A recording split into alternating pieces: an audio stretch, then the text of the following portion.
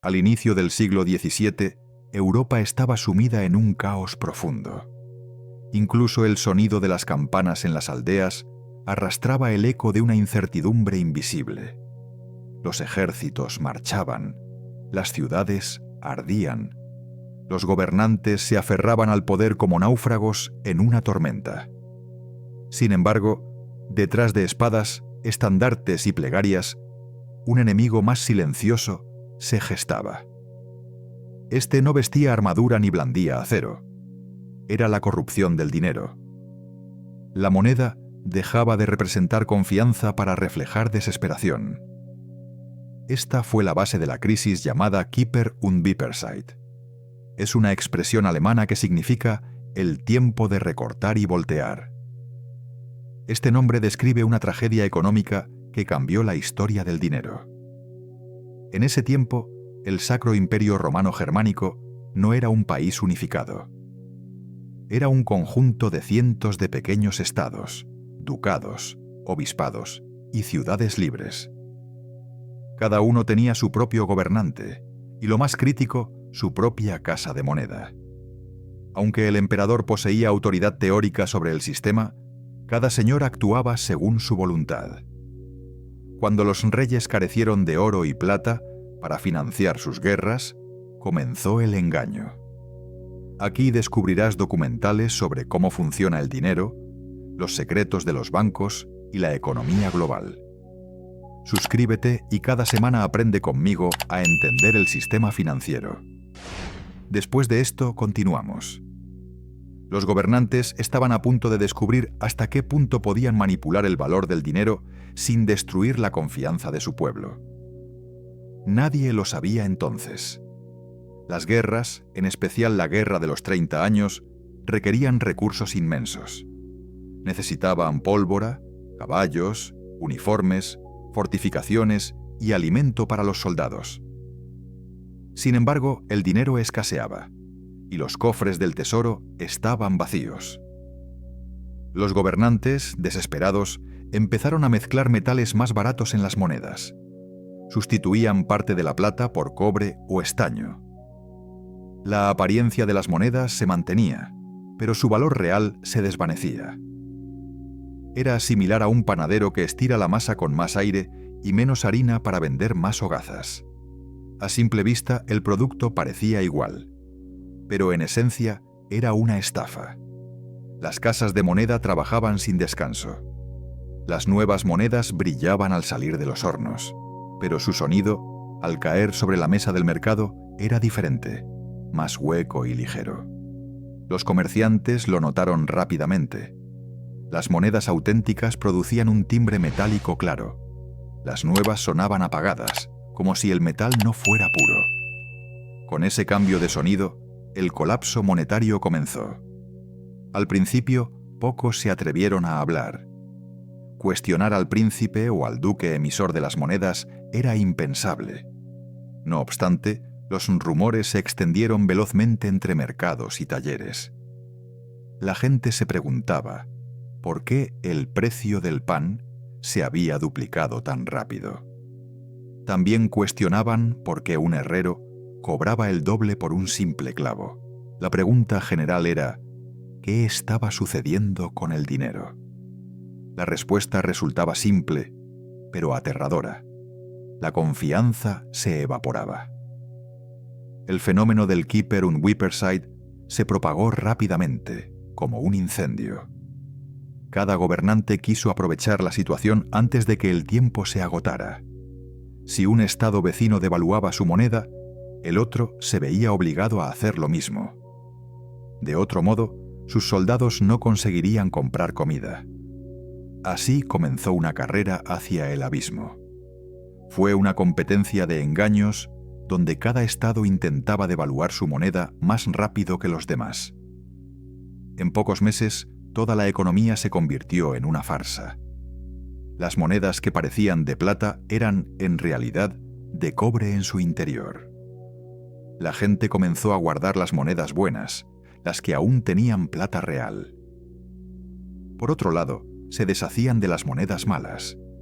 Esto marcó el inicio de lo que hoy se conoce como inflación. Sin embargo, en aquel entonces, nadie usaba esa palabra. La sociedad debía enfrentar la pregunta de hasta dónde podía sobrevivir cuando su dinero se convertía en una mentira. En muchas ciudades, la desconfianza resultó insoportable. Algunos mercados quedaron vacíos. Los campesinos se negaron a vender su grano. Los soldados, al no recibir pago real, empezaron a saquear las aldeas. El dinero, ese delicado hilo que conecta a las personas en el intercambio, se rompió. Cuando el dinero pierde su valor, la sociedad se fragmenta. Los cronistas de la época describieron escenas que hoy parecen apocalípticas. Aldeas enteras fueron abandonadas. Las rutas comerciales quedaron desiertas. Los campesinos preferían enterrar sus cosechas antes que cambiarlas por monedas sin valor. El hambre se propagó como una sombra. Las epidemias surgieron después. La desesperación se convirtió en el idioma común de toda Europa central.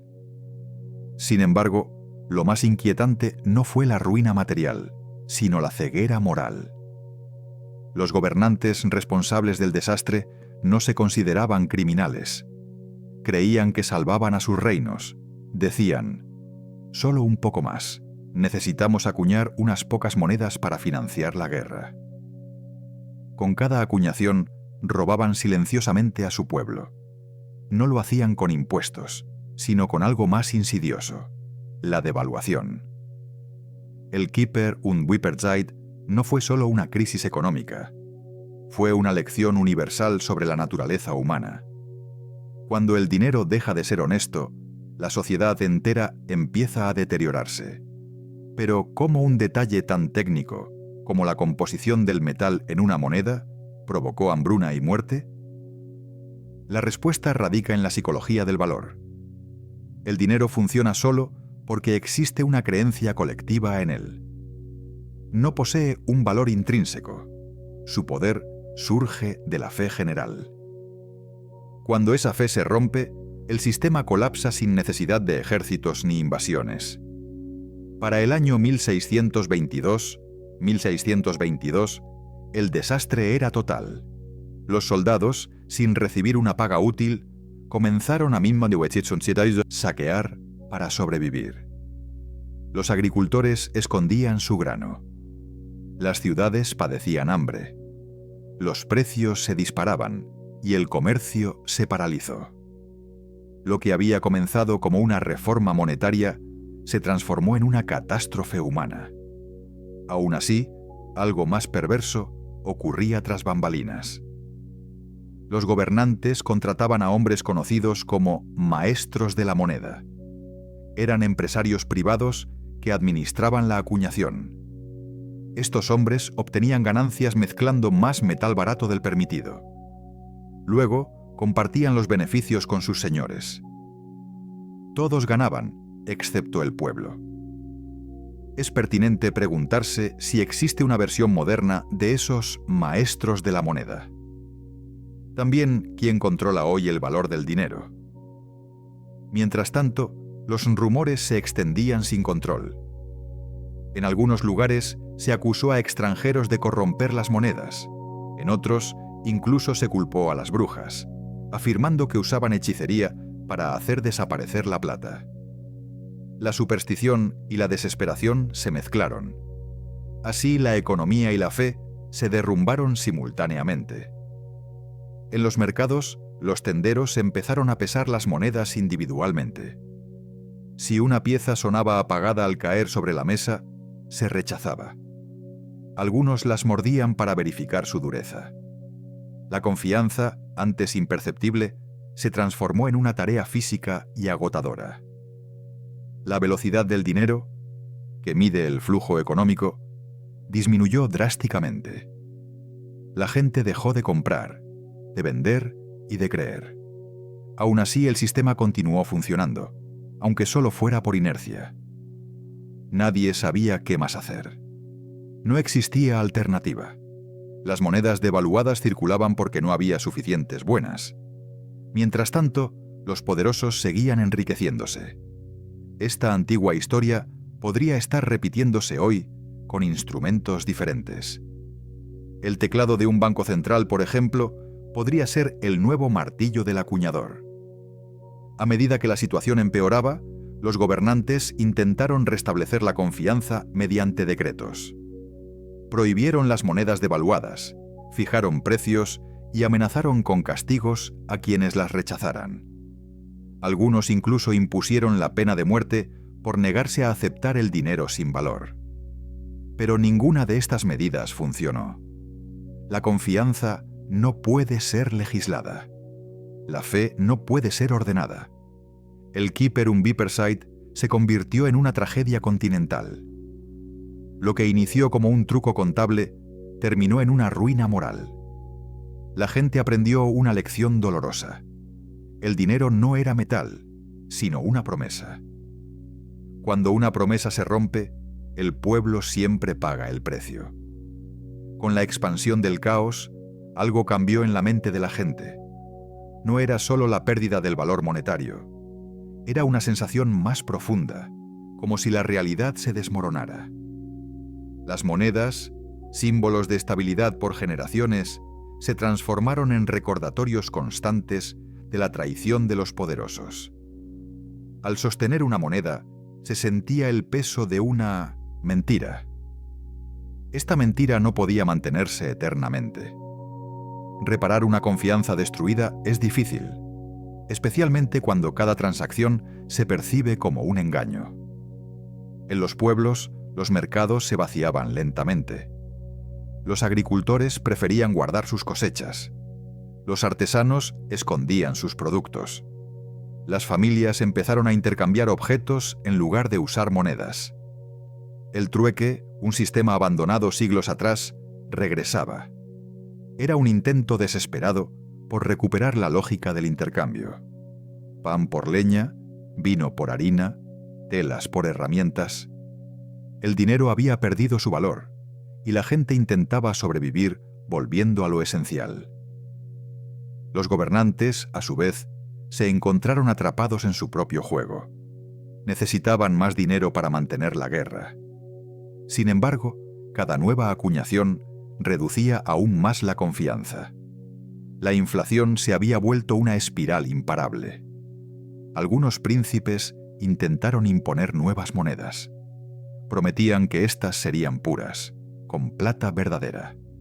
Pero ¿quién podía creerles después de tanto engaño? Aún así, los decretos continuaban. En algunos territorios se ordenó entregar toda moneda antigua para ser reemplazada por una nueva. Los ciudadanos acudían a los puestos de intercambio con sacos de monedas gastadas. Allí descubrían que por cada 10 recibían apenas 5. Las autoridades llamaban a esto una medida de estabilización. Pero la gente lo percibía como un robo disfrazado de salvación. Obligar al pueblo a entregar lo poco que le quedaba, bajo la promesa de un futuro mejor que nunca llegaría, parecía una crueldad. Las calles se llenaron de rumores. Algunos afirmaban que el emperador planeaba prohibir todas las acuñaciones privadas. Otros aseguraban la llegada de un nuevo sistema basado en lingotes de plata pura, vigilado por la ley y la fe. Pero la esperanza era escasa. La mayoría solo intentaba sobrevivir a diario, calculando cuántas monedas falsas podían aceptar sin perderlo todo. En las tabernas, los viajeros contaban historias de regiones donde la gente había dejado de usar dinero. En esos lugares, los campesinos negociaban directamente con los soldados. Ofrecían comida a cambio de protección. El dinero había perdido su poder. La violencia ocupó su lugar. Era una economía de supervivencia, donde cada trato se cerraba con miedo. Los maestros de la moneda, quienes orquestaron gran parte del desastre, continuaban operando en secreto. Enviaban mensajeros por los caminos con carros repletos de monedas recién acuñadas. Estas se distribuían entre mercenarios, comerciantes y funcionarios corruptos. Cada lote nuevo poseía un brillo engañoso, una ilusión de riqueza. Pero bajo el lustre, el metal era de mala calidad. Muchos de estos maestros se hicieron increíblemente ricos. Compraron tierras, títulos e incluso castillos. Algunos llegaron a ser consejeros de los mismos gobernantes a quienes habían estafado. La ironía resultaba insoportable. Los causantes del colapso eran recompensados por su astucia. Sobrevivir en una sociedad donde el fraude se convierte en virtud presenta un gran desafío. El pueblo era testigo de todo. Sabía quién se beneficiaba y quién sufría. Los campesinos trabajaban más para ganar menos. Los comerciantes honestos eran arruinados por quienes manipulaban las tasas de cambio. Los soldados, pagados con monedas sin valor, empezaron a exigir su paga en especie: trigo, vino o madera. Si no la recibían, simplemente tomaban lo que necesitaban. En pocos años, el robo se integró como una parte natural del sistema económico. La vida cotidiana se transformó en un acto de desconfianza constante. Nadie sabía qué moneda aceptar o rechazar. En una ciudad, una pieza era válida. En la siguiente, su uso podía castigarse con prisión. Los mercados se llenaron de balanzas, lupas y martillos, pues cada transacción exigía un examen minucioso. El tiempo se perdía midiendo el peso de las promesas. Mientras tanto, la guerra seguía su curso. Los ejércitos avanzaban, se disolvían y volvían a formarse. Hombres morían por causas que ni siquiera comprendían. Muchos creían luchar por su fe, su rey o la gloria de su Dios. Sin embargo, en el fondo, todo se reducía al dinero, o mejor dicho, a su ausencia. La guerra era el escenario, la moneda, el guión. En medio del colapso, algunos eruditos comenzaron a escribir sobre los acontecimientos. Afirmaban que el dinero ya no era un metal, sino una idea. Sostenían que el valor no provenía de la plata, sino de la confianza. Esta idea era revolucionaria y muy adelantada a su tiempo. Pero también era una advertencia. Si el dinero depende de la fe, y la fe puede corromperse, entonces el sistema entero está siempre en peligro. Esa idea resonaría siglos después, en momentos de crisis que repetirían el mismo patrón. Pero en el siglo XVII, nadie pensaba en teorías. La prioridad era sobrevivir al invierno. En los campos, los campesinos quemaban parte de sus cosechas para evitar que los soldados las robaran. En las ciudades, los niños pedían limosna a cambio de monedas inservibles. El hambre se convirtió en parte del paisaje. Los gobernantes intentaron usar la religión para calmar al pueblo. En los sermones dominicales, los sacerdotes decían que la pobreza era una prueba divina. Argumentaban que el sufrimiento purificaría las almas. Sin embargo, la fe también comenzaba a debilitarse. Si Dios era justo, la gente se preguntaba por qué los poderosos prosperaban mientras los inocentes morían de hambre. Las preguntas que antes se susurraban en la oscuridad, ahora se hacían en voz alta. Cada pregunta era una chispa que amenazaba con incendiar la autoridad. Algunos nobles intentaron escapar de la ruina invirtiendo en tierras y propiedades. Compraban todo lo tangible posible, pues sabían que el metal carecía de valor. La tierra, al menos, no podía devaluarse por decreto. Esto marcó el inicio de una nueva clase de poder, más discreta. Su base no era la fe en la moneda, sino la posesión directa de recursos. Las crónicas de la época contienen relatos estremecedores. En una aldea del norte, los habitantes supuestamente enterraron todas sus monedas falsas en el campo. Luego, colocaron una cruz sobre el lugar, como si fueran cadáveres. Decían que el dinero había muerto y que era mejor dejarlo descansar bajo tierra. En otra región, una mujer fue acusada de hechicería por negarse a aceptar las monedas del duque. Fue quemada viva por insultar la autoridad del reino. Así de profundo era el miedo, así de grande la confusión.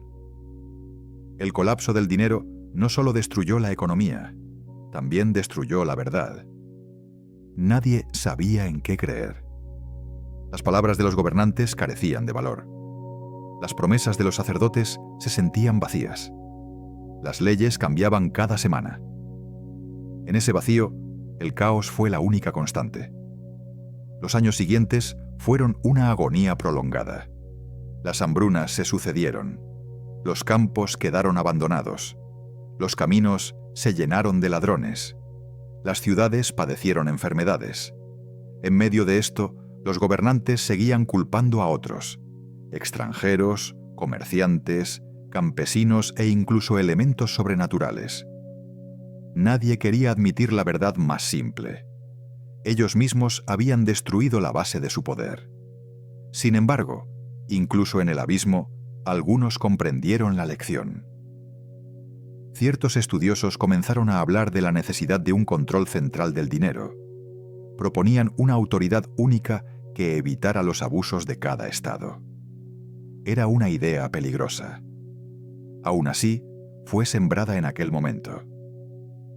De esas ruinas nacería siglos después el concepto de la banca central. En el año 1623, el desastre alcanzó su punto máximo. Europa estaba exhausta. Los mercados habían desaparecido. Las rutas comerciales se encontraban vacías. Las ciudades parecían cementerios silenciosos. La gente arrojaba monedas a los ríos o las fundía para fabricar utensilios. El dinero, que alguna vez simbolizó confianza, se había transformado en un emblema de traición. Sin embargo, la historia no terminó con un gran final, sino con un suspiro. El sistema colapsó simplemente porque la gente dejó de creer en él. Nadie lo derribó. Se desmoronó solo, como un edificio corroído desde dentro. La economía se reconstruyó lentamente, pieza a pieza. Pero el recuerdo del desastre quedó grabado en la memoria colectiva. Los supervivientes contaban esto a sus hijos como una advertencia: nunca confiar ciegamente en quienes controlan el dinero. Porque el dinero puede mentir. Cuando miente, destruye más que cualquier guerra. Años después, la calma regresó a Europa. Los nuevos gobernantes impusieron sistemas de control más rígidos. Centralizaron la acuñación y cerraron las casas de moneda privadas. Prometieron que un evento así nunca volvería a ocurrir. Pero esas promesas, como todas las hechas después de una tragedia, estaban destinadas a repetirse. La lección más difícil de aprender es también la más sencilla de olvidar. El mundo podría volver a vivir algo similar. En lugar de monedas de cobre y plata, ahora podrían ser cifras invisibles en pantallas digitales. La historia no sería un recuerdo lejano, sino un ciclo que se repite con nuevos disfraces. Con el paso del tiempo, el recuerdo del desastre se transformó en leyenda. Los ancianos contaban historias de cómo las monedas se volvían tan ligeras que el viento podía moverlas sobre las mesas de los mercados. Los niños escuchaban fascinados, sin comprender el sufrimiento real, el eco de hambre y miedo que había detrás de esos relatos. En muchas aldeas se hablaba del dinero como un espíritu maligno. Era una fuerza capaz de tentar a los hombres y convertirlos en ladrones sin espada. El valor ya no se medía en metales, sino en desconfianza. Los gobernantes, conscientes del daño irreparable, intentaron reconstruir la fe pública. Enviaron emisarios por todo el imperio con nuevas monedas, relucientes y pesadas, acuñadas con plata real. Estas piezas llevaban grabados símbolos de pureza: cruces, escudos y frases solemnes que hablaban de redención. Sin embargo, la gente ya no miraba el brillo con admiración, sino con sospecha. Sabían que el engaño podía regresar en cualquier momento. Una promesa podía volverse una mentira más en poco tiempo. Algunos mercaderes extranjeros, especialmente de los Países Bajos y de Italia, aprovecharon el caos. introdujeron sus propias monedas. Estas piezas, más estables y reconocidas, empezaron a circular en las regiones donde el dinero local había colapsado. Lentamente, los pueblos alemanes comenzaron a confiar más en monedas foráneas que en las suyas. Fue una humillación silenciosa, pero profunda. La riqueza y la estabilidad provenían del exterior, mientras el interior quedaba marcado por el descrédito. Mientras tanto, los llamados maestros de la moneda seguían operando al margen de la ley. Algunos se reinventaron como consejeros financieros. Ofrecieron su experiencia en reformas monetarias. Otros se retiraron con fortunas ocultas, disfrutando de la estabilidad que su fraude les había procurado. Esos hombres demostraron algo inquietante. Durante los colapsos económicos, siempre hay quienes logran enriquecerse. La tragedia de muchos se convierte en el beneficio de unos pocos. En los monasterios, los cronistas escribían con tinta temblorosa sobre los años del colapso. Describían mercados vacíos, cadáveres en los caminos y campanas que anunciaban epidemias, no victorias. Uno de ellos escribió que el dinero se volvió pecado. Quizás esta fue la descripción más precisa de lo sucedido. El dinero, una herramienta para facilitar la cooperación humana, se había convertido en la causa de su destrucción.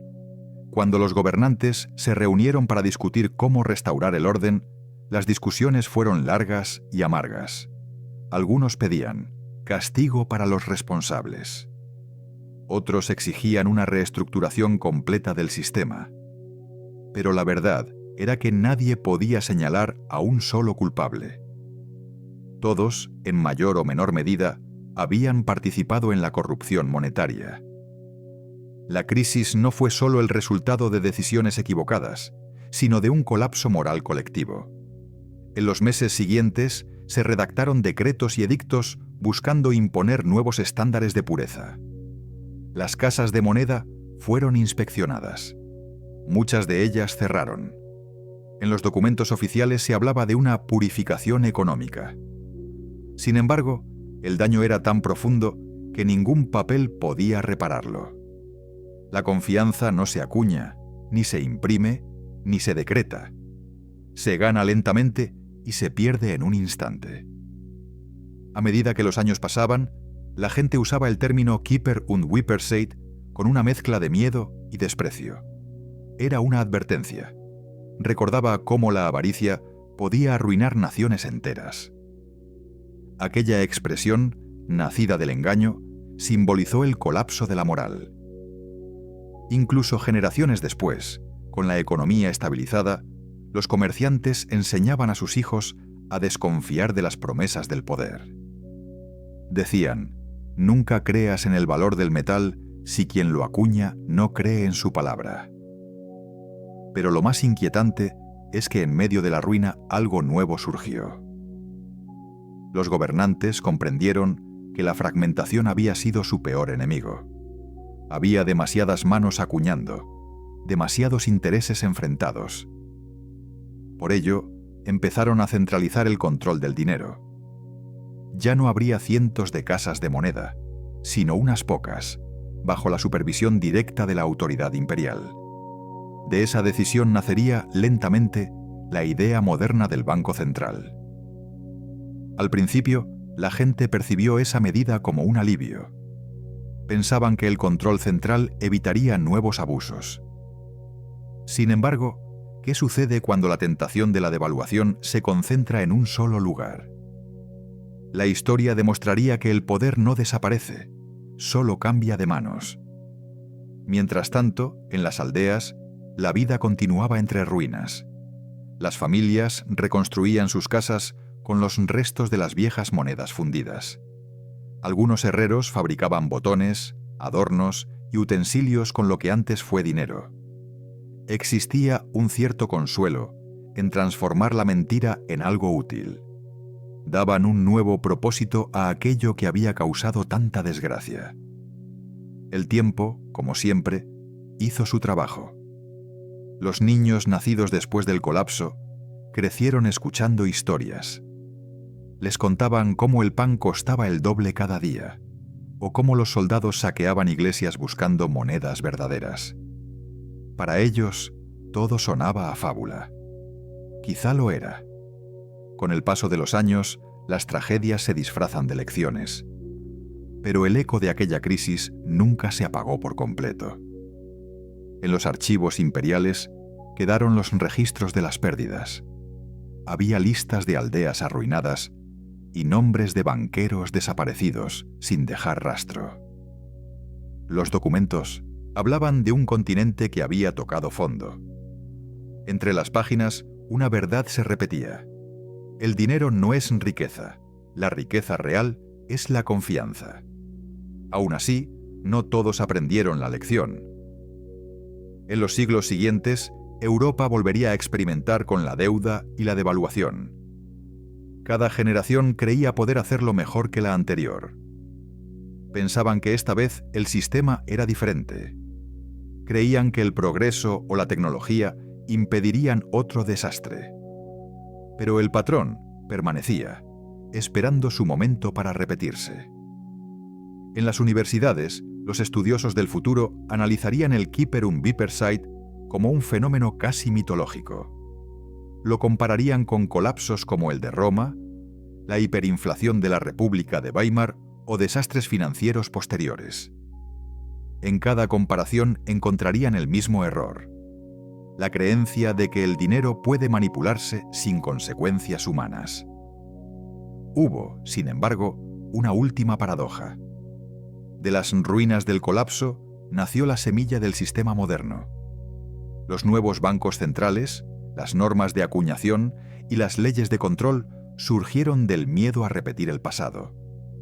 Pero esto también consolidó un poder inmenso en pocas manos. Lo que antes era un caos de pequeños señores se convirtió en la voluntad de unos pocos hombres. Estos controlaban el pulso de la economía. La cura trajo consigo una nueva clase de problema. El dinero recuperó su valor, pero perdió su inocencia. La gente volvió a comerciar, a vender y a comprar. Pero algo había cambiado para siempre. El sonido de una moneda cayendo sobre una mesa ya no era un símbolo de prosperidad. Era un recordatorio de lo frágil que todo podía ser. Detrás de cada transacción persistía un miedo silencioso a que la historia se repitiera. De hecho, la historia se repetiría. Siglos después, surgieron nuevas formas de riqueza.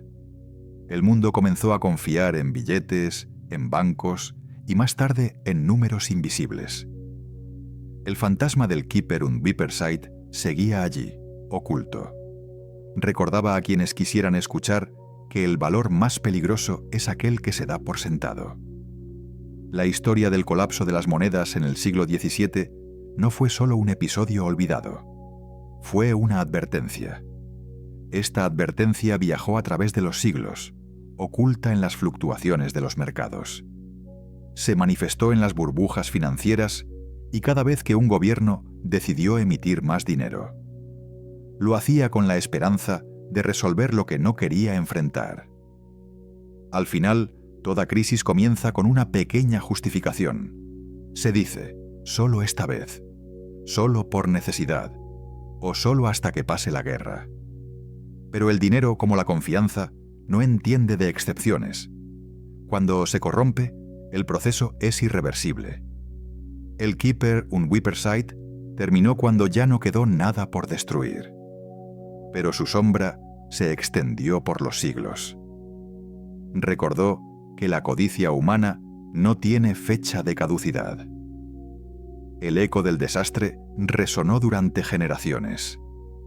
En las décadas posteriores, el continente se cubrió de cicatrices invisibles. Pueblos enteros nunca se recuperaron. Familias heredaron la pobreza como destino inevitable. Ciudades vibrantes se convirtieron en nombres olvidados en los mapas. Los cronistas hablaban de un tiempo donde los hombres dejaron de confiar incluso en el peso de su propia mano. Si el dinero podía mentir, ¿qué garantía quedaba de que la justicia o la palabra fueran verdaderas? La lección parecía clara, pero el ser humano rara vez aprende de su pasado. Con el tiempo, las nuevas generaciones reconstruyeron la economía sobre los cimientos de la ruina. Nuevas casas de moneda se levantaron. Nuevos acuerdos se firmaron. Lentamente, el comercio volvió a respirar. Sin embargo, bajo la superficie, la herida seguía abierta. Los gobernantes habían comprendido que el poder no residía solo en la espada. Residía también en el control del valor. Esa idea sería el legado más peligroso del Kipper und Wippersheit. La centralización del dinero también trajo una nueva forma de dominación. Los príncipes que antes luchaban por su independencia monetaria aceptaron la autoridad de una única institución imperial. A cambio, se les prometía estabilidad y orden. Era un trato tentador. Menos libertad a cambio de más control. No obstante, esto era el mismo veneno, pero servido en una copa diferente. Mientras tanto, los campesinos y comerciantes no pensaban en teorías económicas. Solo querían sobrevivir. La memoria de la crisis aún causaba dolor. Las monedas nuevas eran pesadas, pero su brillo no bastaba para borrar el recuerdo del hambre. Por eso muchos optaron por ahorrar de otras formas: grano, vino, madera, tierra. Aprendieron a desconfiar del metal. No creían en lo que no podían tocar ni comer. Fue una forma rudimentaria de resistencia. Una lección que pasaría de padres a hijos. Nunca poner toda la fe en el dinero. Los académicos de la época empezaron a escribir sobre lo sucedido.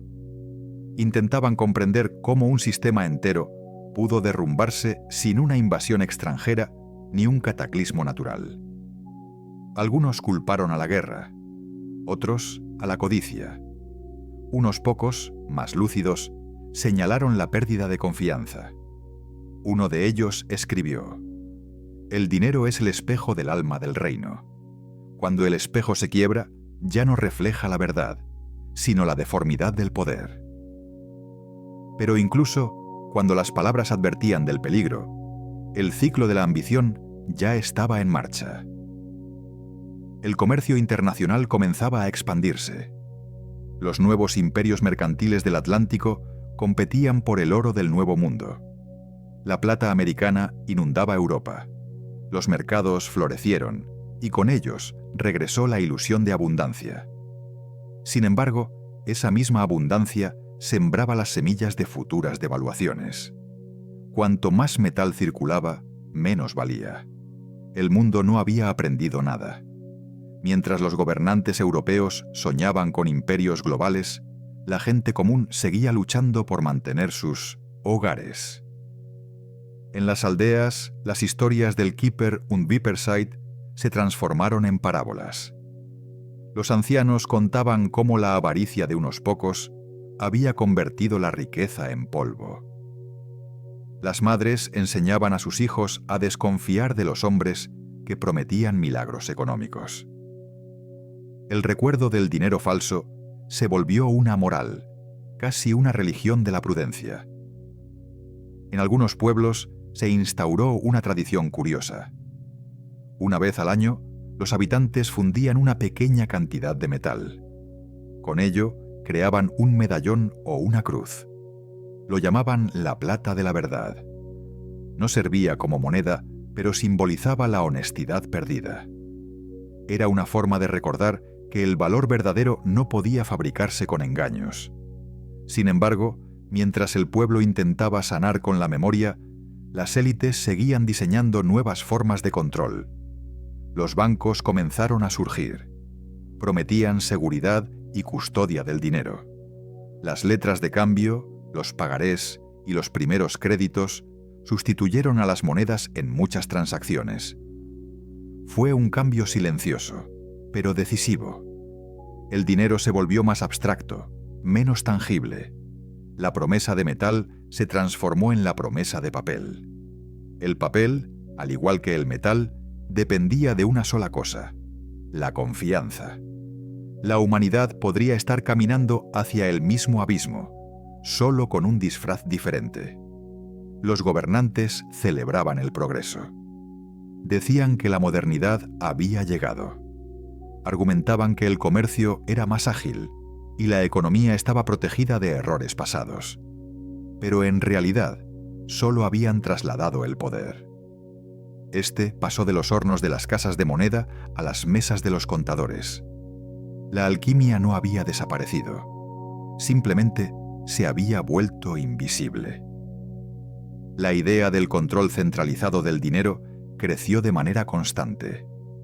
Al principio parecía una garantía de estabilidad, pero pronto mostró su lado oscuro. Con cada decreto, los gobernantes aprendían a manipular el valor sin tocar una sola moneda. Bastaba con emitir más crédito. Bastaba con prometer más de lo que realmente existía. Aunque los ciudadanos no lo sabían, el viejo fantasma del Keeper und Whipperside volvía a despertar. El colapso de la confianza no ocurrió de repente. Se infiltró lentamente, como una enfermedad silenciosa. Los precios comenzaron a subir. Los salarios perdieron fuerza. El valor de las deudas se volvió difuso. Los mercaderes más astutos empezaron a especular con las nuevas reglas del juego. Sabían que la inflación, aunque empobrecía al pueblo, podía ser un beneficio para quienes controlaban el crédito. Esta era la misma historia contada una y otra vez, con distintos nombres y rostros. Los viejos textos del siglo XVII hablaban de balanzas trucadas y monedas recortadas. Los nuevos tiempos usarían otros instrumentos: tasas de interés, emisiones de papel, balances bancarios. Pero el resultado sería idéntico. Se trasladaría la riqueza desde quienes trabajan hacia quienes manipulan el valor. Algunos filósofos comenzaron a advertir esto. Decían que la moneda, lejos de ser una herramienta neutral, era el arma más poderosa del Estado. Quien controla el dinero no necesita ejércitos para dominar. Solo requiere paciencia y discreción.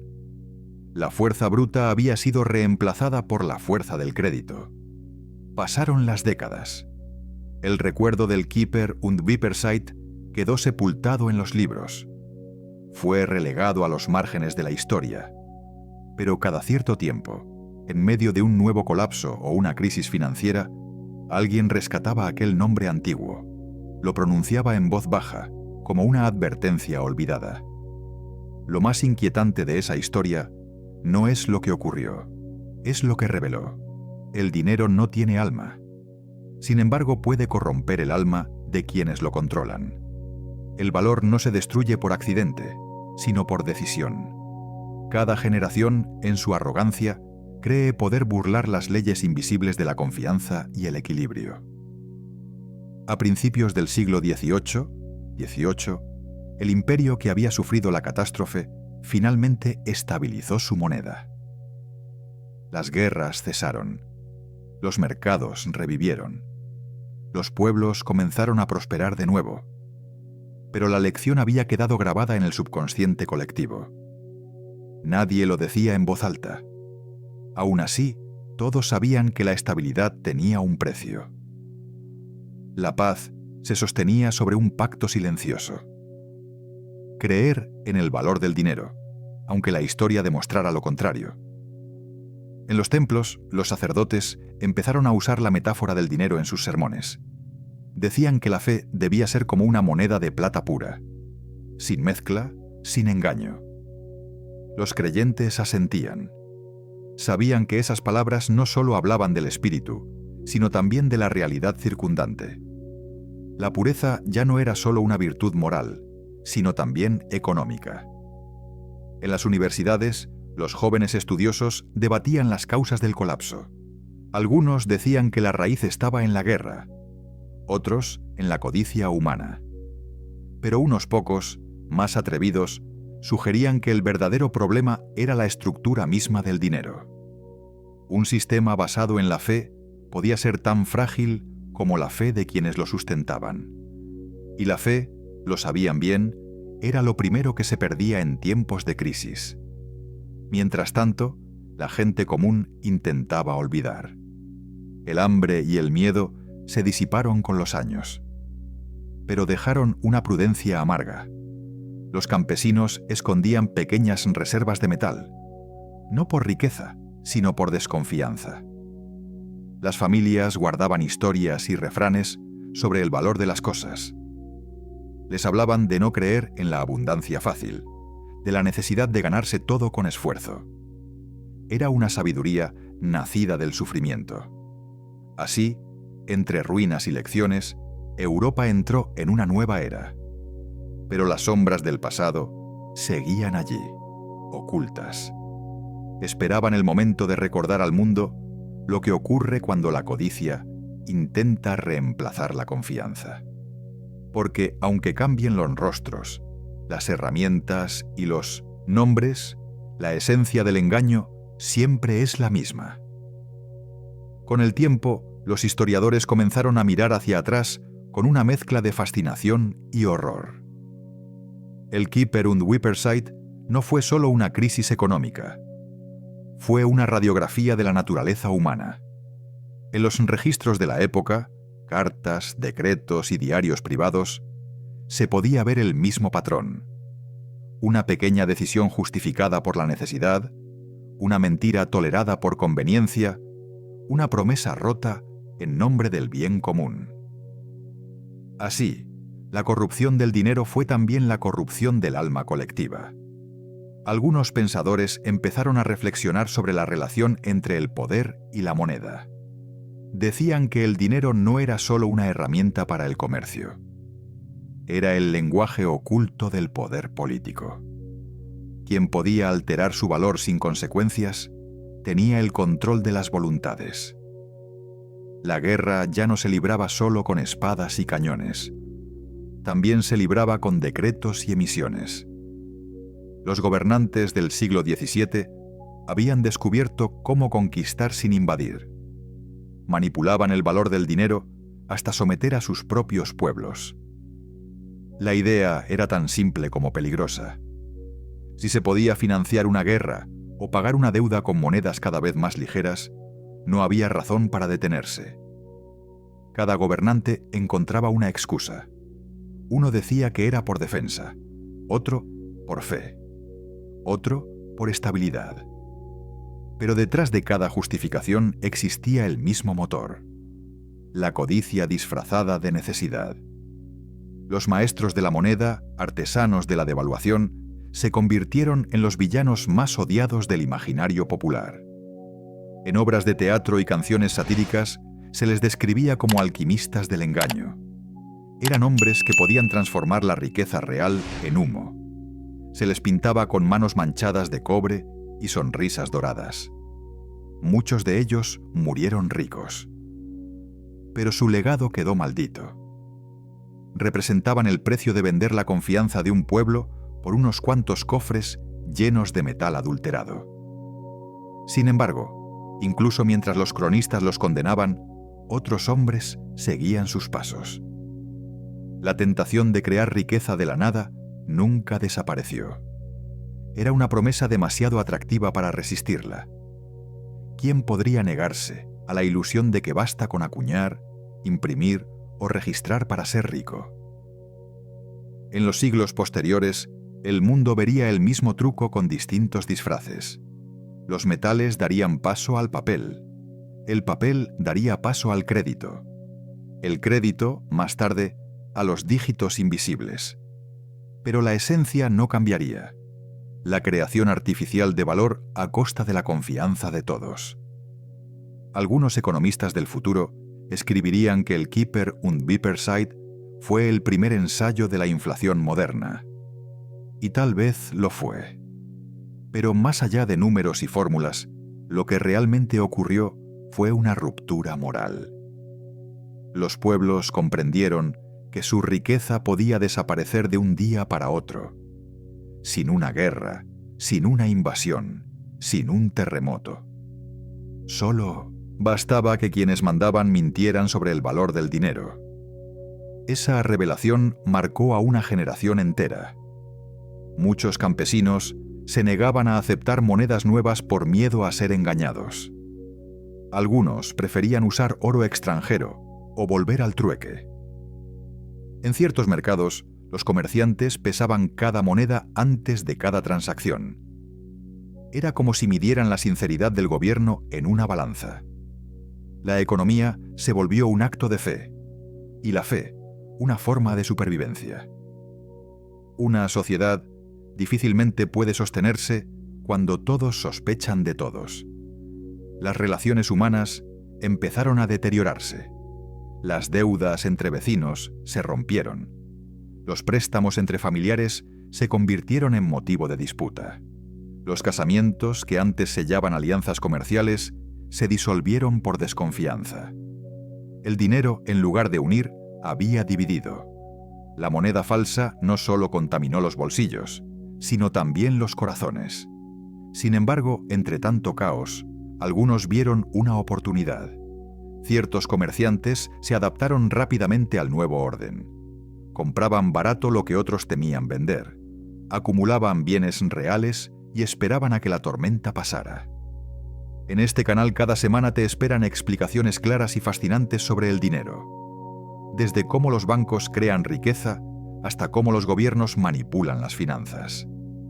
Aquí aprenderás a entender mejor la economía, despertarás tu curiosidad y cambiarás tu forma de ver el mundo financiero. Todo esto lo encontrarás aquí. Solo tienes que suscribirte. Volvamos al tema. Cuando el valor del dinero se desplomó, ellos seguían teniendo trigo, sal, hierro y madera. En los peores años de la crisis, esos hombres se convirtieron en los nuevos señores.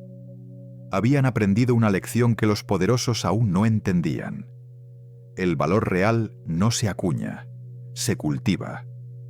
En las ciudades surgieron grupos que intentaban protegerse del desorden económico. Eran asociaciones de comerciantes, gremios o cofradías. Fijaban sus propias reglas y decidían qué monedas aceptar o rechazar. Algunos incluso crearon sistemas internos de crédito basados en reputación y palabra. De esa manera, sin darse cuenta, estaban inventando algo nuevo. Era un prototipo rudimentario de confianza comunitaria. Una especie de banca local sin bancos. Fue una respuesta instintiva, casi orgánica, al colapso de las instituciones. Cuando el poder miente, la gente se agrupa. Cuando el dinero pierde valor, la comunidad se convierte en la nueva moneda. En los márgenes del imperio, las historias del Keeper und Wipperseed viajaban con los comerciantes. Se contaban como advertencias a los reinos vecinos. Les decían: no hagas lo mismo, no tientes al destino. Pero la naturaleza humana es testaruda. Donde hay poder, existe el deseo de controlarlo todo. Así, poco a poco, otros lugares comenzaron a repetir los mismos errores. En Francia, Inglaterra y los Países Bajos, los gobernantes experimentaban con sus propias reformas monetarias. A veces tenían éxito por un tiempo, otras veces no. Pero en todos los casos, el patrón era idéntico. Expansión del dinero, auge de los precios, pérdida de confianza, crisis. Luego, el inevitable intento de controlarlo todo desde el centro. Así fue como Europa se transformó. Del caos de las monedas recortadas nació el orden de las instituciones financieras. Lo que antes era un mosaico de pequeñas economías locales se convirtió lentamente en un sistema interconectado. Los bancos se hicieron intermediarios del poder, los estados, garantes del valor, el dinero, la herramienta definitiva de control. Sin embargo, las viejas preguntas seguían vivas. ¿Quién decide el valor de lo que se posee? ¿Y qué impide que la historia se repita cuando el poder de crear dinero permanece en las mismas manos? La gente ya no fundía monedas ni las pesaba, pero seguía midiendo el valor de las cosas con la misma inquietud. Las cifras cambiaban, los billetes se acumulaban, los números en los libros crecían, pero la sensación de fragilidad persistía. Los economistas del futuro escribirían tratados sobre cómo evitar las crisis. También sobre cómo regular el dinero y cómo garantizar la estabilidad. Pero en el fondo, el dilema era el mismo que en el siglo XVII. ¿Cómo mantener la confianza cuando la tentación de traicionarla es tan grande? Los cronistas que sobrevivieron a esos años dejaron una advertencia. Fue escrita con una claridad que todavía estremecía siglos después. El dinero no es un metal ni un papel, es una promesa. Toda promesa rota es una deuda con el alma del pueblo. Esa frase se repetiría en algunos círculos académicos, pero su eco se perdería con el tiempo. El mundo avanzó, la historia continuó. Las generaciones siguientes, fascinadas por el progreso, olvidaron poco a poco lo ocurrido. Pero el olvido no borra las lecciones, solo las esconde, esperando que vuelvan a ser necesarias. Porque al final el Kipper und Wipperseid no fue una excepción, fue un espejo, un reflejo que el tiempo devolvería una y otra vez a quienes se atrevieran a creer que podían crear riqueza de la nada sin pagar el precio de la verdad. Pasaron los años. Aunque las aldeas se reconstruyeron, el silencio del desastre quedó flotando en el aire. Los campos volvieron a producir trigo. Las ferias se llenaron de voces. Pero nadie lo olvidó del todo. En las noches, con las chimeneas humeando y el pan aún tibio, los ancianos hablaban del tiempo en que el dinero se volvió polvo. Contaban cómo las promesas pesaban menos que una moneda falsa. Los niños escuchaban y preguntaban cómo pudo pasar y por qué nadie lo detuvo. Las respuestas eran siempre las mismas, porque todos quisieron creer que podían engañar un poco más sin consecuencias, y nadie quiso ser el primero en decir que el valor se había evaporado. En los monasterios, los monjes copiaban crónicas de aquellos años oscuros. No escribían solo de economía, sino del Umidschenat Alma. Decían que el pueblo había aprendido una lección amarga. La abundancia puede ser una maldición cuando nace de la mentira. Uno de ellos anotó que el dinero era como el pan. Si se amasa con aire, crece más, pero alimenta menos. Durante generaciones, esa metáfora sobrevivió. Los comerciantes la repetían en los mercados. Los predicadores la usaban en sus sermones. Los gobernantes fingían haberla entendido. Pero el tiempo, con su paciencia infinita, fue borrando las cicatrices. Los nietos de quienes sufrieron el Kipper und Wipperseid comenzaron a reírse de las advertencias de sus abuelos. Decían que aquello pertenecía a un mundo antiguo. Afirmaban que los nuevos sistemas eran distintos. Creían que el progreso había derrotado al caos. Así, sin darse cuenta, el ciclo se preparaba para repetirse. Los nuevos gobernantes construyeron instituciones más grandes, sólidas y ambiciosas. Prometieron que jamás se permitiría otro colapso similar. Pero cada promesa de control trajo consigo nuevas formas de manipulación. Ya no era el metal lo que se recortaba, sino la palabra. Las monedas fueron reemplazadas por billetes. Los billetes por créditos. Los créditos por registros invisibles. La alquimia del dinero se volvió intangible. Pero seguía siendo la misma: multiplicar lo que no existe y llamarlo prosperidad. Aún así, la gente común seguía recordando algo que los sabios habían olvidado. Sabían que el valor verdadero no se imprime ni se decreta. Por eso guardaban pequeñas reservas: un cofre de plata, una parcela, un saco de grano.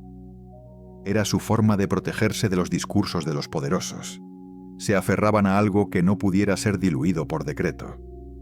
En los mercados, el sonido de una moneda golpeando la madera seguía produciendo una mezcla de nostalgia y desconfianza. Las nuevas generaciones no sabían por qué. Pero cada tintineo parecía contener una advertencia antigua. Tal vez, aunque las formas cambien, el miedo se hereda como un instinto. Los cronistas modernos comenzaron a comparar esas épocas con crisis recientes. Algunos veían en los gráficos de los bancos centrales el mismo patrón que en las tablas de las antiguas casas de moneda. Expansión, ilusión, colapso. Lo llamaban ciclo económico. Pero detrás de las palabras técnicas estaba la misma historia moral de siempre. Cada época encuentra su forma de recortar las monedas, ya sea con martillos o con teclados. En los libros de historia, el Kyperum Vipersite se describió como una curiosidad. Fue un capítulo menor entre guerras y tratados. Pero quienes miraban más de cerca sabían que era algo más profundo. Fue el primer aviso de que el dinero podía convertirse en una herramienta de dominación, una forma de esclavitud voluntaria. Los pueblos que perdieron su fe en la moneda perdieron también su voz. Cuando el valor se define desde arriba, la libertad se convierte en una ilusión.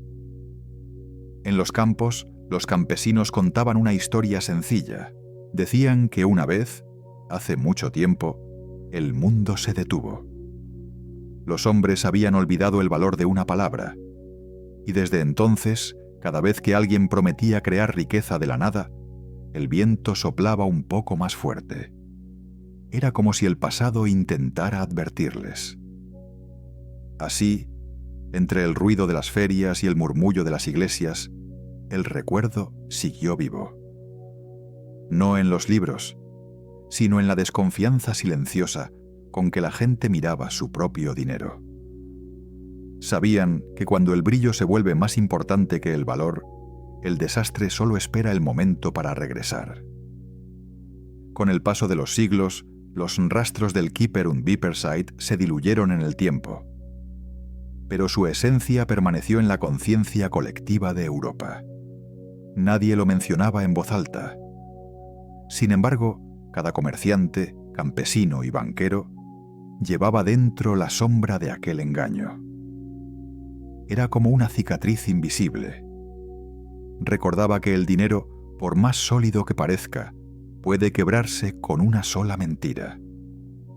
En los archivos del imperio quedaron guardados los documentos que narraban el desastre. Eran hojas amarillentas, llenas de sellos y firmas. Testigos mudos de decisiones desesperadas. Los decretos devaluando la moneda, las órdenes de reacuñación, las quejas de los mercaderes, los informes de las hambrunas.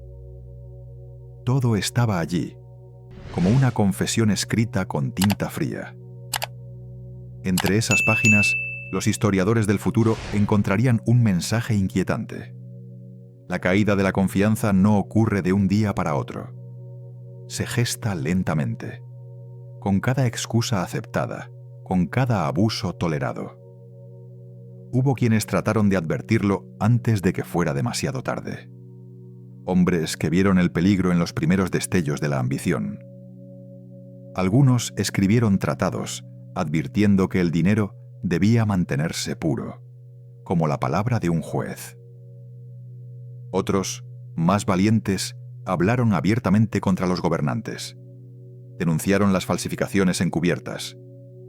Pero casi todos fueron silenciados. En aquella época, dudar del valor de la moneda se consideraba traición. Los imperios no perdonan a quienes exponen su mentira más sagrada. Aún así, las palabras sobrevivieron, escondidas entre las páginas de libros olvidados. Algunos de esos textos llegarían a pensadores de siglos posteriores. Ellos verían en ellos el reflejo de sus propias crisis. Porque, aunque las fechas cambien, los mecanismos del colapso son siempre los mismos. Primero viene la necesidad, luego la manipulación, después el exceso y, al final, el derrumbe. Las generaciones siguientes crecieron escuchando las advertencias de los sabios, pero también escucharon las promesas de los nuevos poderosos. Cada vez que un gobernante aseguraba que su sistema era diferente, que había aprendido de errores pasados, la historia se reía en silencio. Porque la confianza no se hereda, se conquista y se pierde repetidamente. Mientras tanto, el dinero seguía evolucionando. Las monedas fueron reemplazadas por billetes. Los billetes por cuentas. Las cuentas por simples números. El sonido metálico desapareció de los mercados. Con él se fue el último rastro físico de la confianza tangible. La riqueza se volvió una cifra, una ilusión compartida. Fue sostenida por la fe de millones que ya no sabían qué poseían exactamente. Pero la sombra del Keeper Unbeeperside seguía observando desde lejos. En cada burbuja especulativa, en cada crisis financiera, en cada inflación descontrolada, su eco se hacía oír. No como un grito, sino como un susurro que decía: «Ya hemos estado aquí antes». Los historiadores modernos comenzaron a notar los paralelismos. Las casas de moneda del siglo XVII eran ahora los bancos centrales. Los maestros de la moneda eran los nuevos administradores financieros. Las balanzas trucadas habían sido reemplazadas por algoritmos y balances digitales. Pero la esencia era idéntica. Más dinero creado sin más valor, más promesas sin respaldo, más confianza sacrificada por conveniencia. En las calles, la gente común no hablaba de economía, pero sentía el cambio. Los precios subían, los salarios se estancaban, las deudas crecían. Sin saberlo, revivían las angustias de aquellos campesinos de 400 años atrás. Estos veían cómo sus monedas perdían peso y significado. Las herramientas habían cambiado. Pero la sensación de traición era la misma. En las universidades, los profesores enseñaban teorías sobre estabilidad monetaria y ciclos económicos. Pero pocos mencionaban aquel episodio oscuro de la historia. Tal vez admitir que el sistema actual compartía los mismos vicios que el antiguo resultaba incómodo. Sin embargo, algunos investigadores más curiosos comenzaron a rescatar el término Keeper Unbeeperside en sus estudios. Lo usaban como metáfora de cualquier época en la que la ilusión del dinero se impusiera sobre su realidad. Decían que el colapso del siglo XVII fue el primer espejo de una verdad eterna. Cada generación cree haber dominado el arte de controlar el valor. Cada generación descubre demasiado tarde que el valor no se controla, sino que se respeta. Las ciudades modernas, llenas de luces, pantallas y bancos, parecían inmunes a esas viejas advertencias. Pero en los momentos de crisis, cuando los mercados se derrumbaban o los ahorros se desvanecían, las preguntas regresaban con la misma fuerza que hace siglos. ¿Qué es realmente el dinero? ¿Una promesa, una herramienta o una ilusión colectiva mantenida por miedo y esperanza a partes iguales? La historia parecía empeñada en repetir su lección una y otra vez. En cada crisis, los poderosos culpaban a factores externos. Mencionaban guerras, epidemias, desastres naturales o fallos temporales. Nunca reconocían que el problema de fondo era el mismo de siempre. La tentación de crear riqueza sin trabajo, de prometer más de lo que se puede cumplir, de vivir a crédito de la confianza ajena.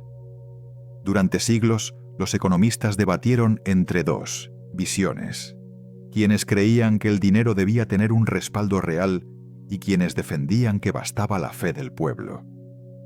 El Keeper Unbeeperside demostró que sin fe no hay moneda.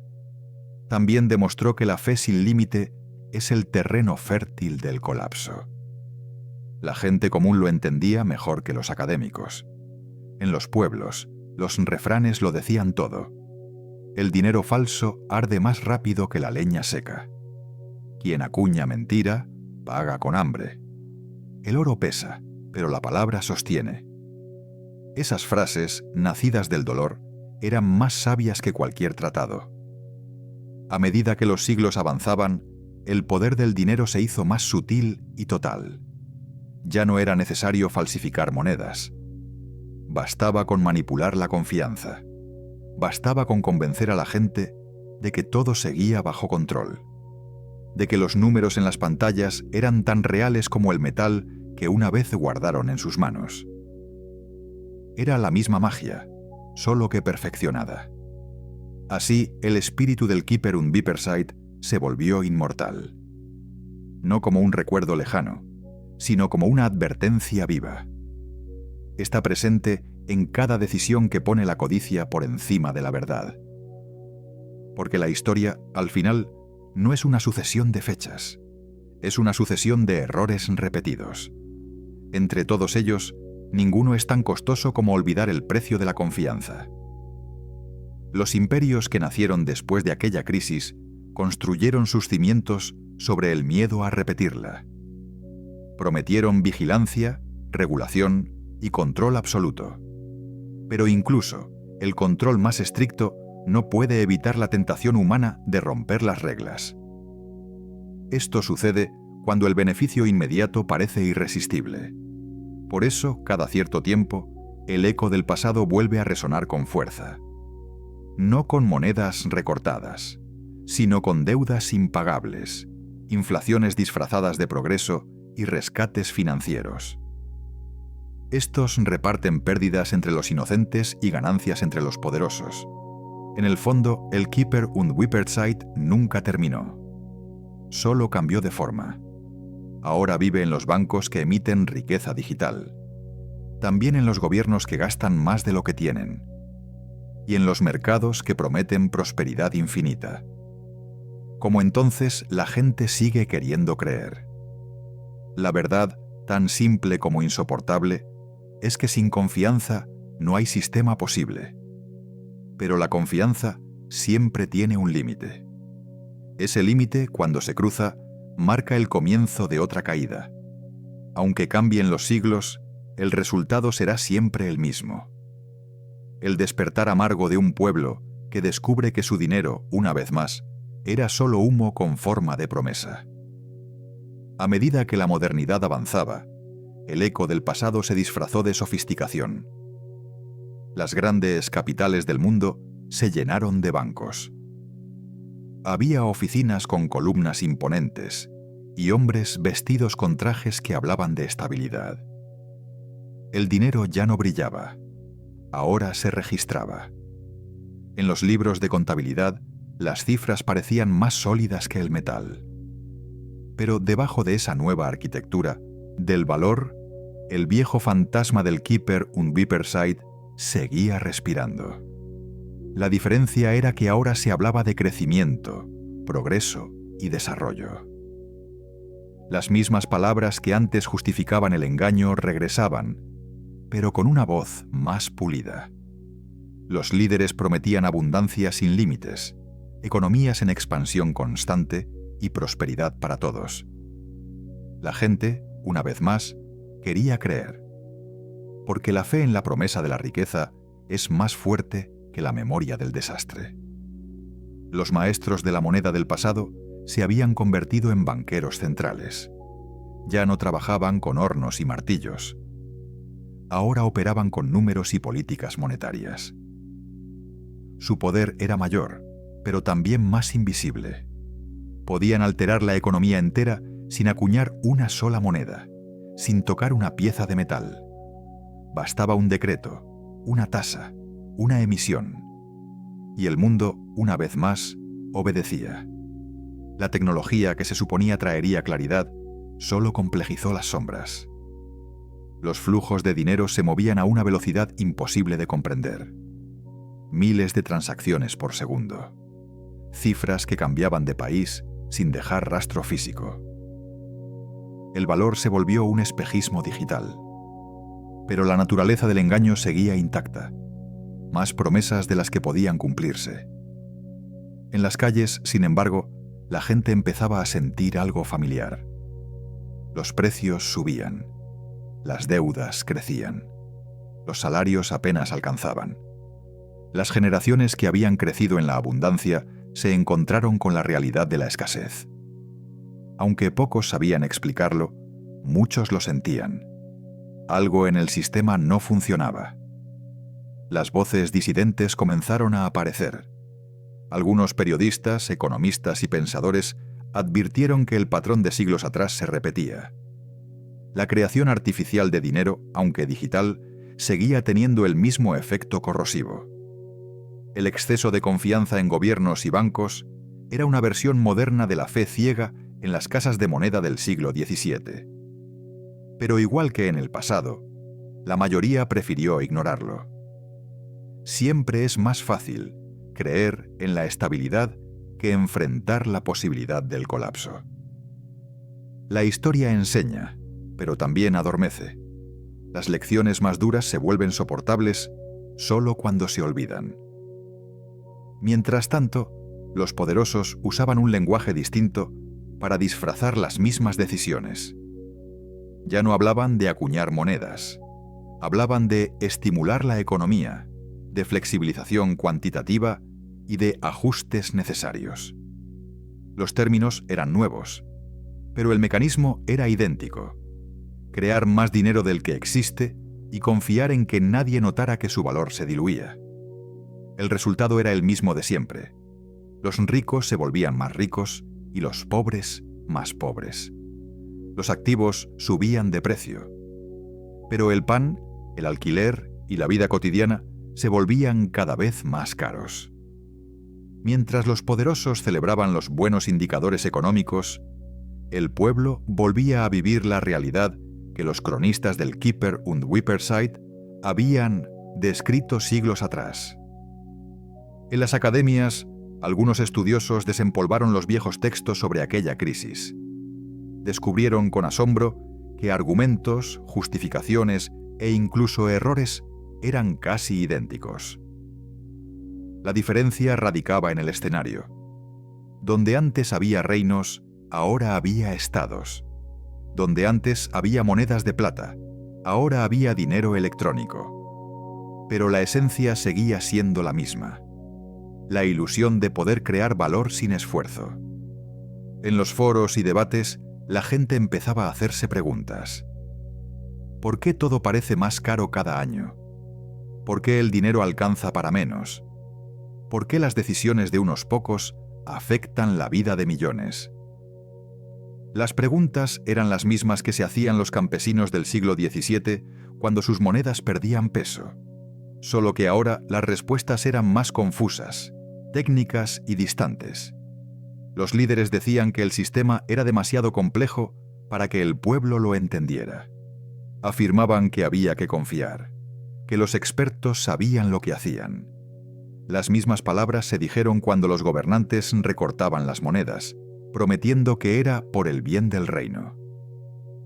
La historia se repetía, pero con pantallas en lugar de balanzas. Entonces llegó el momento en que la confianza comenzó a temblar. Bastó una crisis global, un colapso de mercado, una guerra o una pandemia. Esto reveló la fragilidad del sistema. Las bolsas se desplomaron. Las monedas perdieron fuerza. Los bancos centrales reaccionaron como los príncipes de antaño, creando más dinero para apagar el fuego con más fuego. Las consecuencias no tardaron en llegar. Los precios se dispararon. Los ahorros se erosionaron. La desigualdad se amplió. De pronto, el eco del Keeper und Wippersheit volvió a escucharse en todas partes. Los economistas hablaban de inflación, los políticos de reformas, la gente de traición. Nadie quería pronunciar la palabra colapso, pero todos la sentían en el aire. El dinero, una vez más, había dejado de ser una promesa confiable. La sociedad moderna, orgullosa de su tecnología y conocimiento, había caído en la misma trampa que los hombres del siglo XVII. Había confundido la creación de dinero con la creación de riqueza. En algunos países, la respuesta fue la misma que 400 años atrás. Más control, más centralización, más autoridad. Los gobiernos justificaron medidas extremas con la excusa de proteger la economía. Prohibieron ciertas formas de intercambio. Regularon las monedas digitales. Vigilaron las transacciones. El miedo se convirtió en política y la libertad en un riesgo. Pero en otros lugares, la gente reaccionó de manera diferente. Empezaron a buscar alternativas, monedas nuevas, sistemas paralelos basados en la cooperación y la transparencia. Era una respuesta instintiva, casi idéntica a la de aquellos pueblos que durante el Kieper und Viperzeit habían vuelto al trueque o al uso de monedas extranjeras. El ciclo se repetía con precisión matemática. Pero esta vez el escenario era global. En las plazas, en las redes, en los cafés, surgió un nuevo tipo de conversación. No se hablaba solo de economía, también de confianza, de verdad, de la relación entre el valor y la ética. Muchos comenzaron a entender que el dinero no era el problema, sino un reflejo. La corrupción del dinero era el síntoma visible de una corrupción más profunda. Era la pérdida de sentido, la obsesión por la ganancia, el olvido de los límites. Aunque la tecnología hacía parecer que el mundo avanzaba sin pausa, una pregunta comenzó a resonar en el fondo de todo. ¿Cuánto falta para que la historia vuelva a derrumbarse? Algo que había demostrado el pasado es que ninguna civilización, por avanzada que sea, puede sostenerse sobre una mentira indefinida. La confianza no se imprime, ni se programa, ni se almacena. La confianza se construye. Cuando se destruye, ningún decreto ni algoritmo puede reemplazarla. Así como las monedas de cobre disfrazadas de plata simbolizaron la decadencia de un imperio, los billetes digitales podrían un día representar lo mismo. El momento en que la humanidad volvió a creer que podía crear algo de la nada sin pagar el precio. Los cronistas del futuro quizás escribirán sobre esta época. Lo harán como se lee sobre el Kieper und Viperzeit. Tal vez digan que fue la versión moderna del mismo error. La demostración final de que la historia, por más que cambie de ropaje, nunca deja de repetirse. Cuando llegue ese momento, las promesas se desvanecerán. La gente volverá a preguntarse qué es realmente el valor. El eco de 4 siglos resonará una vez más. El dinero no es riqueza, es confianza. La confianza, cuando se rompe, no se reconstruye con discursos, sino con verdad. La verdad. Esa palabra sencilla y frágil que todos dicen buscar. Y tan pocos están dispuestos a sostener. En tiempos antiguos, la verdad se perdía entre monedas adulteradas y decretos de guerra. En tiempos modernos, se esconde entre balances financieros y promesas de estabilidad. Pero en ambos casos, el resultado es el mismo. Una sociedad confunde ilusión con prosperidad. Al despertar, descubre que el valor se ha evaporado como niebla al amanecer. El dinero, en su forma más pura, es un pacto. Es una promesa compartida que dice: esto vale porque todos creemos que vale. Esa creencia es poderosa, pero también frágil. Requiere confianza. La confianza necesita verdad. Cuando la verdad se sustituye por conveniencia, la promesa se corrompe. Cuando la promesa se rompe, el colapso es inevitable. Durante el Kieper und Viperzeit, la mentira tomó forma de metal. En el presente, toma forma de cifras digitales. Pero la esencia de la traición sigue siendo la misma. Los hombres poderosos, ayer y hoy, encuentran 1000 formas de justificar el engaño. Lo llaman política monetaria, desarrollo o equilibrio. Nunca lo llaman lo que realmente es: un robo silencioso, disfrazado de salvación. En las calles, la gente no necesita entender de economía para reconocer el engaño. Lo siente en el peso de sus bolsillos. Lo siente en la angustia de cada compra. Lo siente en la certeza de trabajar más y obtener menos. Los mercados cambian, las tecnologías evolucionan, pero el sentimiento de traición permanece intacto. El campesino del siglo XVII y el trabajador del siglo XXI comparten la misma mirada desconfiada. Se hacen la misma pregunta sin respuesta. ¿Cómo es posible que todo parezca crecer mientras se tiene menos. El sistema responde con la misma vieja excusa. Es temporal, es necesario, es por el bien común. Cada vez, las mismas palabras abren el camino al mismo resultado. Cuando la confianza se usa como moneda, tarde o temprano se agota. Algunos, cansados de esa rueda infinita, empezaron a mirar más allá del dinero. Se preguntaron si existía otra forma de medir la riqueza. Quizás en la tierra cultivada, en la solidaridad, en el conocimiento, en la capacidad de resistir sin depender de la ilusión del valor impuesto. De esas reflexiones nacieron nuevas ideas, movimientos y comunidades. Estos intentaron romper con el modelo de siempre, pero como ocurrió tras el colapso del siglo XVII, la estructura del poder se reacomodó. Cada intento de cambio fue absorbido o desviado. El sistema posee una habilidad casi mágica para reinventarse sin cambiar su esencia. El recuerdo del Keeper und Wipersite demuestra que las crisis no destruyen los imperios, solo los transforman. Los mismos hombres que provocan el desastre terminan liderando la reconstrucción. En el siglo XVII fueron los maestros de la moneda convertidos en nobles. En el presente son los financistas que causan el colapso y luego dirigen las reformas. Cambian los nombres, cambian las herramientas, pero los rostros son los mismos. La gente común, en cambio, hereda las consecuencias. Ayer fue el hambre, hoy es la deuda. Ayer el cobre disfrazado de plata, hoy la promesa de crédito infinito. Pero en ambos casos, el resultado es igual.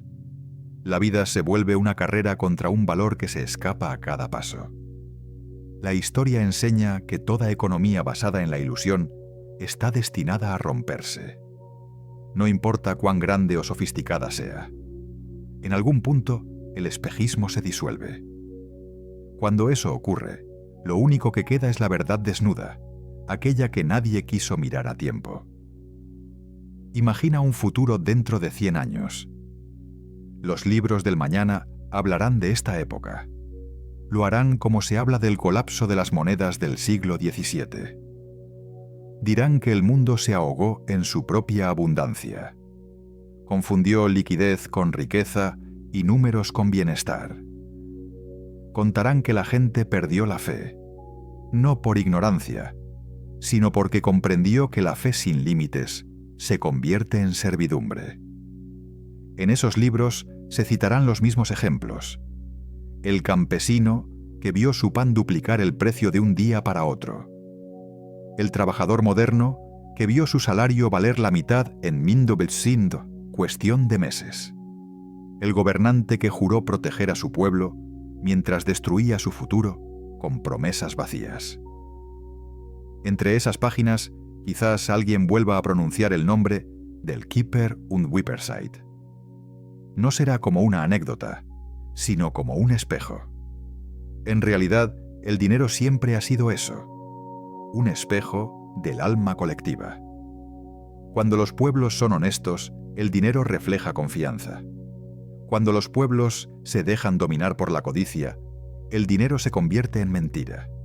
El metal cambia, el papel cambia, la tecnología cambia. Pero la moral que lo sostiene sigue siendo la misma. Tal vez la lección que la historia intenta repetir no sea sobre economía, sino sobre naturaleza humana. El dinero es solo una extensión de lo que somos. Si quienes lo crean y lo usan olvidan la verdad, el dinero se corrompe como cualquier otra promesa. Pero si se usa con integridad, puede ser una herramienta de cooperación y justicia. La pregunta entonces no es cómo evitar el próximo colapso, es si alguna vez se aprenderá a no provocar uno nuevo. Los cronistas del siglo XVII escribieron que el fin del Keeper und Wipersite no llegó por decreto, sino por agotamiento.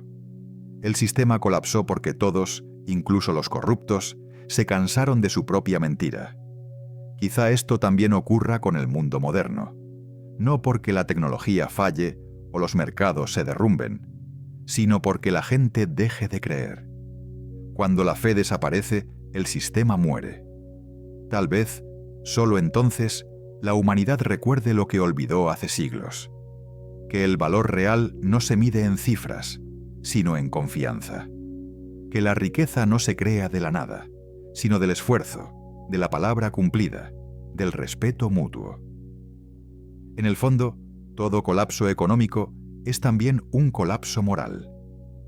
Es la consecuencia inevitable de convertir la mentira en ley y la codicia en virtud. Aunque el mundo cambie de formas, de sistemas y de nombres, esa ley no cambia. Cuando la verdad se debilita, el valor desaparece. Quizás esa sea la verdadera herencia del Keeper und Wipperseid. Una advertencia escrita no en papel ni en piedra, sino en la memoria de la humanidad. Creamos este canal con un propósito: compartir conocimientos y acercar el mundo de las finanzas a todas las personas. Porque creemos que entender el dinero es también entender el poder y nuestra vida cotidiana. Suscríbete y forma parte de esta misión. Retomemos desde aquí. Es una voz que repite a lo largo de los siglos que ningún poder puede sostenerse sobre la falsedad, que ninguna promesa vacía puede alimentar a un pueblo, y que cada moneda, cada billete, cada número, lleva en su interior una pregunta que nunca pierde fuerza. ¿Vale esto lo que decimos que vale? Mientras esa pregunta siga sin respuesta, la historia seguirá girando sobre el mismo eje. Repetirá sus ciclos de fe y de ruina. Quizás, algún día, cuando el eco del pasado vuelva a hacerse insoportable, alguien mirará hacia atrás. Entonces comprenderá que la verdadera moneda de una sociedad no es su dinero, sino su verdad. Cuando la verdad se convierte en la última riqueza posible, la historia alcanza su punto de retorno. Europa había vivido aquella tragedia.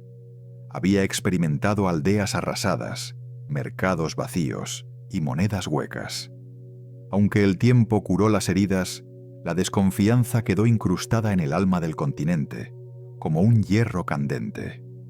Con cada nueva generación, la advertencia se repetía en los silencios, en los dichos, en las miradas de los viejos. Estos aún recordaban que la prosperidad puede ser una ilusión más frágil que una hoja de papel. La lección del Keeper und Wipperseid nunca fue solo sobre el dinero. Fue sobre la naturaleza humana. Trató sobre cómo la tentación de crear valor sin trabajo, riqueza sin esfuerzo y poder sin límite lleva siempre al mismo final. Ninguna tecnología puede evitarlo. Ninguna ley puede impedirlo. Mientras exista el deseo de obtener algo por nada, el ciclo seguirá repitiéndose. Los filósofos del siglo posterior hablaron de progreso, razón e ilustración. Dijeron que el hombre había superado sus errores. Afirmaron que la ciencia y el conocimiento garantizaban que nada parecido volvería a ocurrir. Pero el progreso no cambia la esencia, solo la disfraza. Cada nueva herramienta inventada para crear riqueza también puede servir para destruirla. El dinero, instrumento perfecto y peligroso, se convirtió en el símbolo de esa dualidad eterna: creación y corrupción, fe y traición, esperanza y ruina. Hubo quienes entendieron que el valor no reside en el oro ni en el papel, sino en la confianza entre las personas. Esos pocos dedicaron su vida a enseñar que la prosperidad no se mide en tesoros. Se mide en justicia, en equilibrio, en verdad. Pero sus voces fueron ahogadas por los cantos del crecimiento. Fueron ahogadas por las promesas de abundancia infinita. La humanidad siempre ha preferido el espejismo a la prudencia, el brillo momentáneo a la verdad duradera. Con el paso de los siglos, el recuerdo del Keeper und Wipperseid se volvió una nota al pie en los libros de historia. Un capítulo olvidado, eclipsado por guerras, descubrimientos y revoluciones. Sin embargo, cada vez que el mundo se tambalea, cuando los precios se disparan y las promesas se disuelven, esa nota al pie vuelve a la superficie. Entonces el pasado vuelve a hablar. No lo hace con palabras, sino con el eco de los mismos errores. Cada vez que el dinero deja de ser una herramienta y se convierte en un fin, el resultado es el mismo. La riqueza se concentra. La confianza se erosiona. La sociedad se fragmenta. Cuando finalmente llega el colapso, no muere el sistema. Muere la fe que lo sostenía. El campesino del siglo XVII, que escondía sus monedas de plata bajo la tierra, no lo hacía por codicia. Lo hacía por instinto. Sabía que lo que se desmoronaba no era solo el valor del metal. También era la palabra de los hombres que lo gobernaban. De la misma forma, hoy millones de personas buscan refugio en lo tangible. Buscan lo que no puede ser impreso ni manipulado por decreto. Es el mismo impulso de supervivencia, el mismo deseo de proteger lo que el poder no puede falsificar, la confianza en uno mismo y en los demás. La historia parece avanzar en espiral. Cada ciclo trae consigo una nueva versión del mismo dilema. En cada era hay quienes creen poder dominar la economía como si fuera una máquina perfecta. Pero el dinero, en su esencia, es una criatura moral. Obedece a la fe, al miedo, a la esperanza. No se rige por leyes naturales, sino por la conducta de quienes lo usan. Cuando esos hombres olvidan la verdad, el dinero se convierte en su juez. El Kieper und Vipersheid fue el primer juicio de ese tipo. Un juicio silencioso, pero implacable. Las monedas se oxidaron. Los reinos se empobrecieron. Los poderosos que pensaron manipular la realidad terminaron siendo devorados por su propio engaño. Aquella catástrofe enseñó que no hay nada más peligroso que la soberbia. La soberbia de creer que el valor puede fabricarse como un arma.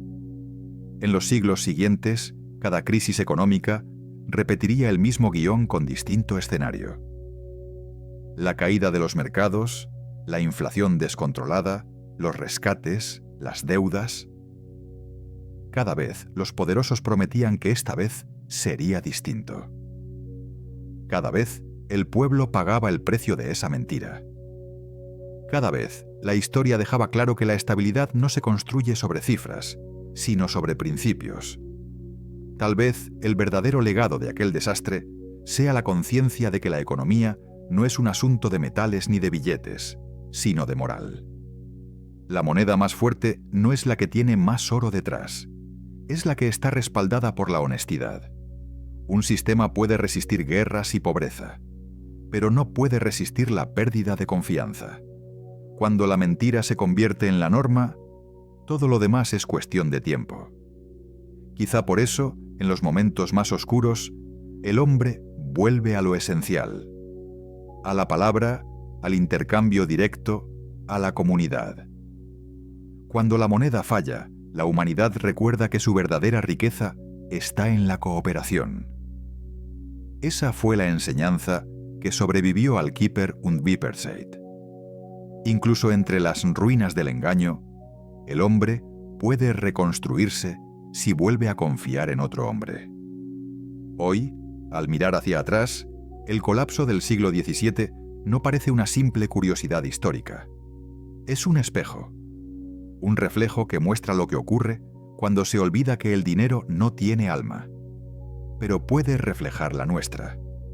En su brillo o en su sombra se revela quiénes somos. Si se usa con virtud, construye. Si se usa con mentira, destruye. Los reinos del pasado desaparecieron. Los metales cambiaron de forma. Las monedas se transformaron en cifras invisibles. Pero el principio sigue siendo el mismo. Cada generación decide el valor de su dinero. Al hacerlo, también decide el valor de su verdad. Cuando la verdad se erosiona, cuando el dinero ya no representa trabajo, ni confianza, ni justicia, la historia se repite con precisión aterradora. Una vez más, el ciclo se cierra. Una vez más, Los poderosos prometen que todo estará bien. Una vez más, la gente siente en silencio que algo se ha roto, hasta que llega el momento en que la ilusión se deshace. Y lo único que queda es la verdad. Una verdad antigua, grabada en la memoria de los pueblos y en las páginas de la historia. No hay riqueza sin confianza. Tampoco confianza sin honestidad. El dinero es un espejo del alma humana. Cada vez que se corrompe, lo que realmente se pierde no es el valor de una moneda, es el valor de lo que se es. Al final, toda sociedad enfrenta el mismo juicio. No el de sus ejércitos ni el de sus leyes, sino el de su integridad. Ese juicio, silencioso e inevitable, se libra en el instante en que una moneda cae sobre la mesa. Todos esperan oír su sonido. Si suena claro, el mundo respira. Si suena hueco, el colapso ya ha comenzado. Así terminó aquella era. Así terminarán todas las que repitan su error. No será con una explosión, sino con un silencio.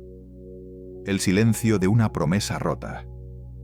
El mismo silencio que, 400 años después, sigue recordando que cuando el dinero pierde su verdad, la humanidad pierde su rumbo. Toda civilización, por brillante que sea, está siempre a una sola mentira de su propio final.